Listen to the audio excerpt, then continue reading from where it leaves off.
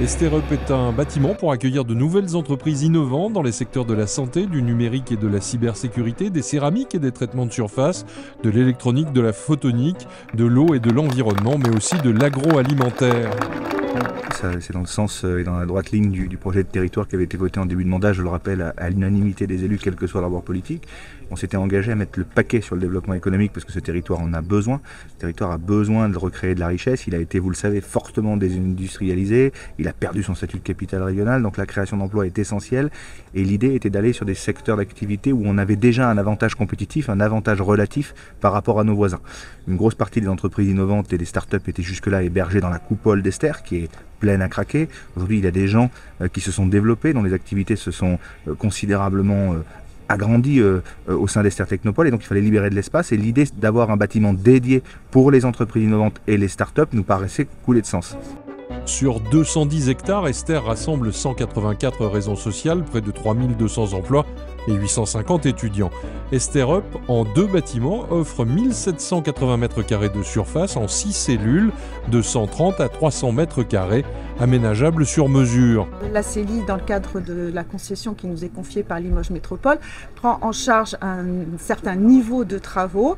Si on est sur quelque chose de beaucoup plus technique, beaucoup plus coûteux, qui ne relève pas du classique, je dirais, en termes d'aménagement de locaux, à ce moment-là, ce sont les entreprises qui prennent en charge. On passe de la start-up sous la coupole à l'entreprise dans l'hôtel d'entreprise et ensuite le départ possible. Avoir un parcours pour les entreprises. Et le deuxième point, c'est comme la Technopole devait être refaite. Je connais les difficultés de faire travailler les gens en secteur occupé.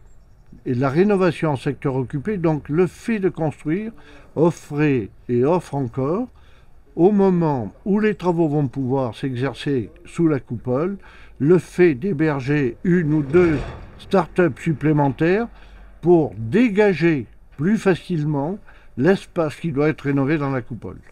Nous avons accompagné depuis le début du mandat, en accompagnement direct, la création de près de 1300 emplois, c'est-à-dire plus que ce qui a été détruit par la réforme territoriale. Et cet exemple de ce bâtiment start-up dédié, qui permet de libérer de l'espace à Ester, qui permet d'être dans une organisation optimum de l'espace économique du territoire, en est une parfaite illustration. Les bâtiments Esterup intègrent les normes de performance énergétique et environnementale de la réglementation environnementale 2020.